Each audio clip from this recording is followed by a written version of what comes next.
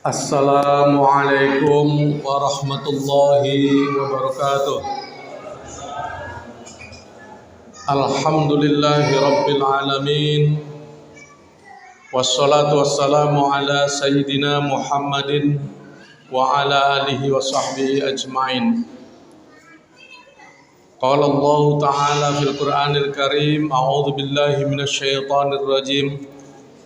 Wa qala rabbukum ud'uni astajib lakum innal ladzina yastakbiruna an ibadati sayadkhuluna jahannama dakhirin. Shadaqallahul azim.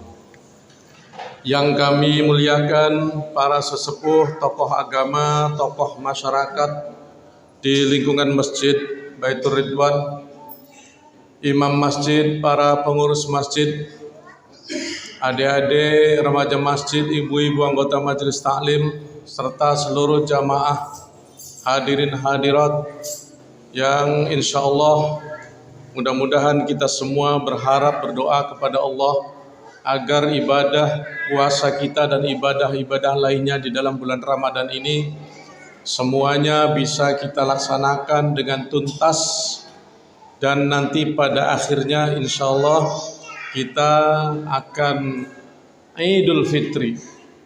Diri kita akan kembali menjadi fitrah seperti bayi-bayi yang baru lahir, tanpa dosa, tanpa cela. Amin ya rabbal alamin. Bapak Ibu sekalian, sebenarnya bulan Ramadan ini merupakan kesempatan emas buat kita semua yang lagi berpuasa. Kenapa saya katakan kesempatan emas? Untuk apa? Untuk berdoa, minta kepada Allah. Saya yakin kita semua punya banyak macam kebutuhan. Antara yang satu dengan yang lain biasanya berbeda-beda. Mungkin adik-adik yang sekolah, yang kuliah pengen lulus, mungkin lulusnya pengen cum laude. Atau yang bekerja Bapak Ibu yang berdagang pengen dagangannya laris, laku. Yang para pegawai pejabat juga pengen berharap agar karirnya bagus dan selalu meningkat. Berbagai macam kebutuhan kita fit dunia, baik di dunia ini maupun kebutuhan kita atau harapan-harapan dan keinginan kita di akhirat kelak.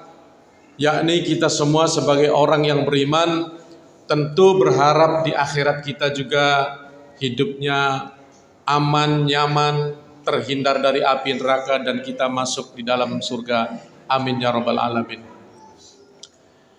Kenapa saya katakan merupakan kesempatan emas? Karena kata Rasul, ada 3 kelompok yang apabila berdoa itu akan dikabulkan. Salasu da'awatin mustajabatin, da'watus shaim, wa da'watul musafir, wa da'watul mazlum.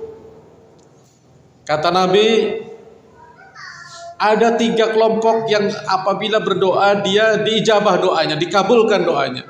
Yang pertama adalah da'watus shaim, doanya orang-orang yang berpuasa. Yang kedua da'watul musafir, doanya orang-orang yang sementara menjadi musafir atau ada dalam perjalanan yang perjalanannya itu bukan untuk tujuan maksiat. Yang ketiga da'watul mazlum, doanya orang-orang dizolimi. Sekaligus saya mengingatkan kepada kita semua, tentunya kepada diri saya pribadi, kita juga harus berhati-hati dengan kelompok ketiga itu tadi. Janganlah kita mudah berbuat zolim, menyakiti orang lain, menyakiti saudara kita, tetangga kita, teman kantor kita, atau siapapun orang lain. Sebab kalau orang yang kita zolimi itu, dia berdoa, doanya dikabul. Bahkan ngerinya Bapak Ibu, kalaupun orang zolim itu doanya positif, tetapi dia bisa berdampak negatif kepada orang yang menzoliminya. Contohnya begini, dia satu kali ditampar sama seseorang, dipukul mukanya, tidak ada salahnya, tiba-tiba dipukul. Dia sakit tentu dipukul, dizolimi, kemudian berdoa dia, doanya positif. Ya Allah, mudah-mudahan tadi bapak yang mukul saya diberi hidayah. Bagus kan? Diberi hidayah, diberi petunjuk. Itu doa sangat positif. Akan tetapi ketika doanya dikabul, cara Allah memberikan hidayah kepada orang yang zolim tadi, nah disitulah rawannya.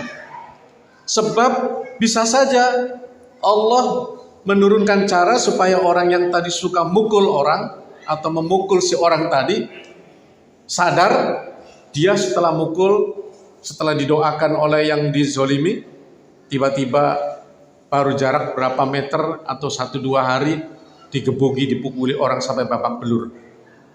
Kan begitu. Supaya apa? Allah punya cara supaya dia sadar. Oh iya ya Allah. Iya kan? Kalau dia sadar, kemarin saya mukul orang tanpa salah, sekarang saya digebuki orang sampai saya babak belur. Nah itu hati-hati. Nah begitu juga dengan orang yang berpuasa Bapak Ibu. Mari silakan. Doanya Pak Ustaz apa itu? Apakah, kan ada yang bilang kalau berdoa itu katanya tujuan akhirat saja. Tidak. Ini kalau kita menilik kitab Nasha'ihul Ibad karangan Imam Nawawi, itu ada 3 tingkatan doa, niat kita, tingkatan ikhlas itu ada 3. Yang pertama, memang ada orang yang berdoa itu dia tawakalnya tinggi. Dia berdoa hanya tujuan akhirat semata-mata, hanya karena Allah semata-mata, ya, tanpa ada keinginan kesenangan buat dirinya. Itu tingkatan orang mukhlis, orang ikhlas yang pertama. Jadi dia berdoa hanya untuk mendapatkan ridha Allah, mendapatkan kecintaan Allah. Tentu saja ketika Allah cinta dan ridho sama dia, semua persoalan dia akan beres. Kan seperti itu sebenarnya. Tapi dia doanya benar-benar tidak ada keinginan untuk di akhirat supaya masuk surga. Tidak, dia tidak pernah sebut. Untuk dunianya sukses, tidak. Itu keikhlasan yang pertama. Keikhlasan tingkat kedua, dia berdoa kepada Allah untuk di samping mendapatkan ridha Allah, tetapi juga untuk tujuan akhirat, supaya akhiratnya dia bahagia. Itu masih ikhlas kata Imam Nawawi. Nah tingkatan yang ketiga juga, dia berdoa untuk tujuan akhirat agar sukses, tetapi dunianya juga bahagia. Itu juga masih masuk kategori ikhlas. Silakan. Sebab doa ini merupakan bentuk amal tawaduk kita, rasa rendah hati kita kepada Allah. Hati-hati Bapak Ibu yang tidak suka berdoa, itu dicap oleh Allah sebagai orang yang sombong. Seperti ayat yang saya sampaikan tadi, wa qala rabbukum ud'uni astajib lakum. Dan Tuhan kalian berkata, berdoalah kepadaku, aku akan beri. Innal ladzina yastakbiruna an ibadati sayadkhuluna jahannama dakhirin. Sesungguhnya orang-orang yang takabur, yang sombong dari ibadah kepadaku, an ibadati di sini ada sebagian ahli tafsir menafsirkan ayat doa supaya nyambung dengan ayat sebelumnya, ya. Karena doa juga merupakan ibadah, ibadah juga sebenarnya intisarinya adalah doa.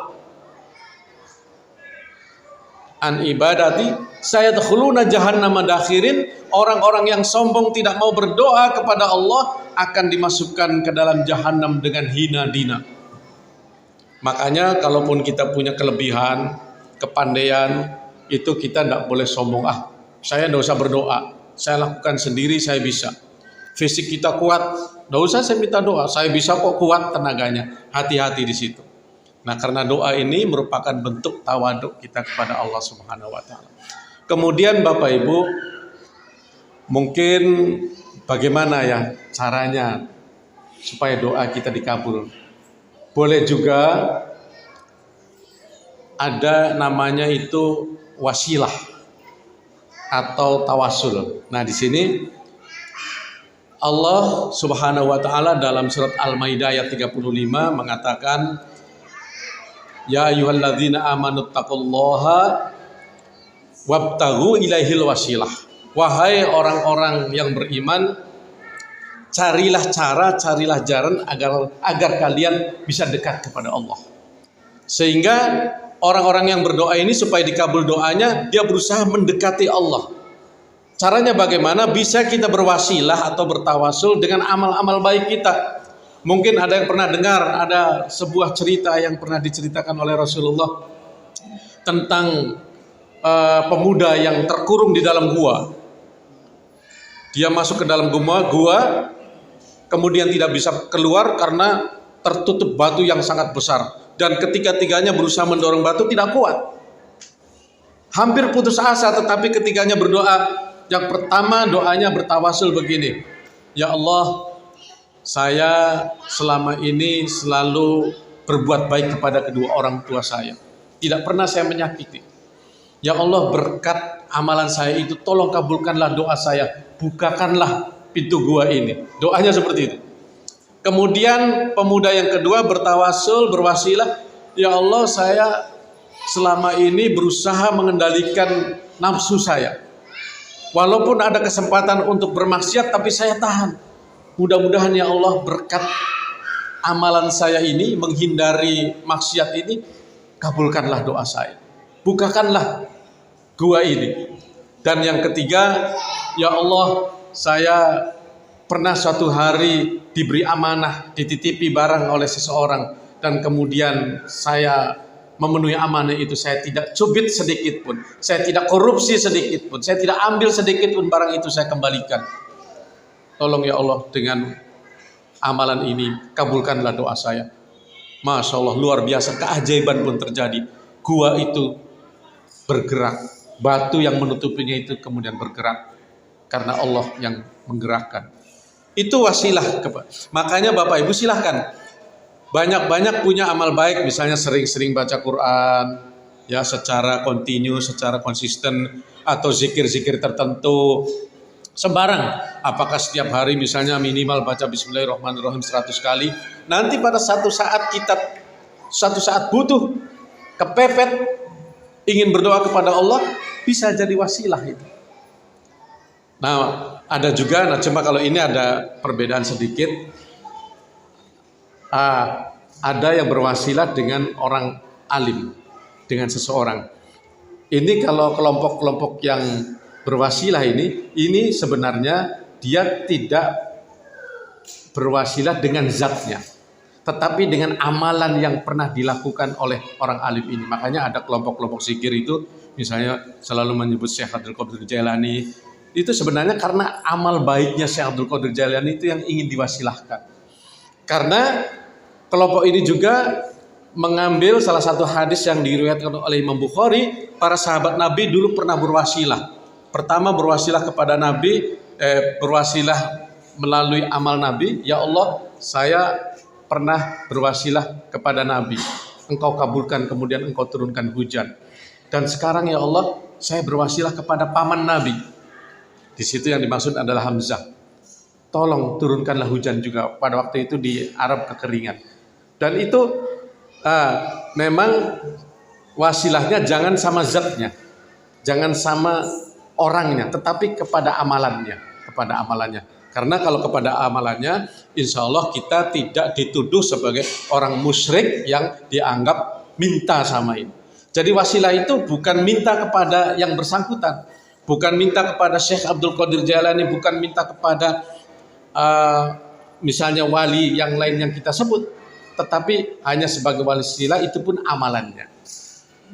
Tapi kalau Bapak Ibu misalnya menganggap bahwa itu khawatir, ragu-ragu, ya silahkan. Minimal baca Alhamdulillah, kemudian baca sholawat. Sholawat yang kita baca sebelum doa itu juga merupakan wasilah. Inilah yang dapat kami sampaikan.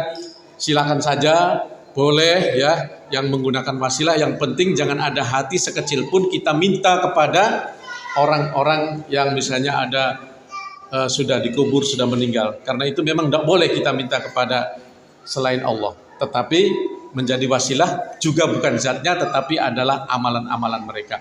Tapi kalau menggunakan amal-amal baik kita, perbanyak amal baik kita sehingga kita tidak perlu berwasilah kepada orang lain. Banyak zikir, banyak baca Quran, banyak berbuat baik kepada siapapun, kepada orang tua dan lain sebagainya. Itu insya Allah bisa menjadi wasilah doa-doa kita yang akan dikabulkan oleh Allah Subhanahu wa taala. Terima kasih atas perhatiannya. Mohon maaf kalau ada yang kurang berkenan. Billahi taufiq wal hidayah. Wassalamualaikum warahmatullahi wabarakatuh.